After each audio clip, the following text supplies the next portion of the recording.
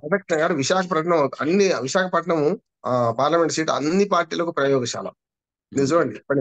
ఎప్పటి నుంచో అంతకుముందు చూసుకున్న తర్వాత గెలిచిన వాళ్ళని చూసుకుంటే విశాఖపట్నం ఎప్పుడు కూడా విజయమ్మను కూడా ఓడగొట్టి ఖమ్మంపాటి ఆ, హరిబాబుని గెలిపించినటువంటి సందర్భం. అవును, ప్రయోగశాలనే అన్ని పార్టీలకు ప్రయోగశాల విశాఖపట్నం. ఎందుకంటే అది మా హైదరాబాద్ నగరం ఉమ్మడి ఆంధ్రప్రదేశ్కి ఎట్లాను, ఇవాళ సర్వజనుల సమ్మిళితం విభజిత అన్నమాట.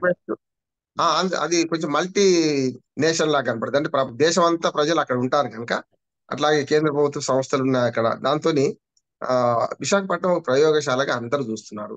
ముఖ్యంగా పురంధరేశ్వరి అక్కడ ఆశపడతారు, మిగతా పార్టీల వాళ్ళు అక్కడ ఆశపడతారు. ఒక దశలో పవన్ కళ్యాణ్ ఇంకా తేల్చడం లేదు పార్లమెంట్ పోతాడా అసెంబ్లీకి ఉంటారని. అసెంబ్లీకి అయితే ఉండడని నేను అనుకుంటున్నాను. ఎందుకంటే పార్లమెంట్ లో పోతే కేంద్ర మంత్రి కావచ్చు. గతంలో తన అన్న చిరంజీవి గారు అదే చేశారు కదా. మొదలు పార్టీ పెట్టడం, పార్టీని మెర్జ్ చేసిన తర్వాత రాజ్యసభ సభ్యులు తీసుకోవడం, 6 ఏళ్ళు రాజ్యసభ సభ్యుడిగా ఉండడం. అయితే ఇక్కడ స్టేక్స్ లేనప్పుడు, అంటే అధికార కేంద్రాలు ఎప్పుడు కూడా కీలకమైన రాజకీయవేత్తలు 2 ఉండాలని కోరుకోవచ్చు. ఇప్పుడు చంద్రబాబు నాయుడు గారు ముఖ్యమంత్రి అయితే పవన్ కళ్యాణ్ గారు ఎంత అధికార కేంద్రంగా ఉన్నా కూడా 2వ స్థానంలో ఉంటాడు కదా.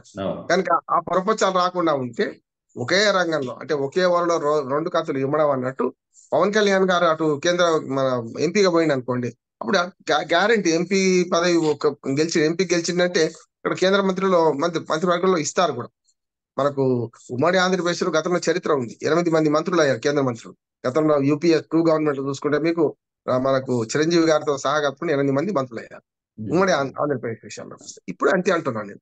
ఆంధ్రప్రదేశ్ కు 1-2 మంత్రి పదవులు ఇవ్వడం వల్ల నష్టం లేదు. కిషన్ రెడ్డి గారు ఇక్కడ ఒక్కరే, తెలుగుదేశం నుంచి మన తెలంగాణ నుంచి ఒక్కరే ఉన్నారు ఇక్కడ బీజేపీ మంత్రిగా. అంటే ఆ రకంగా చూసుకుంటే మనకు ఈ పవన్ కళ్యాణ్ స్టేక్స్ అంతా పైకి ఉంటాయని నేను అనుకుంటా. పార్లమెంట్ కు పోవడం, పార్లమెంట్ మెంబర్ గా ఎన్నిక కావడం, అక్కడ మంత్రి పదవి తీసుకోవడం. అప్పుడు ఈ రాష్ట్ర రాజకీయాల్లో తక్కువ పాత్ర ఉంటుంది. కానీ పెద్దన్న పాత్ర చంద్రబాబు నాయుడు గారు ఉంటే తమ్ముడు పాత్ర ఖచ్చితంగా ఈయన నెరవేర్చవచ్చు కదా. సినిమాల్లో కూడా అలాగా అట్లా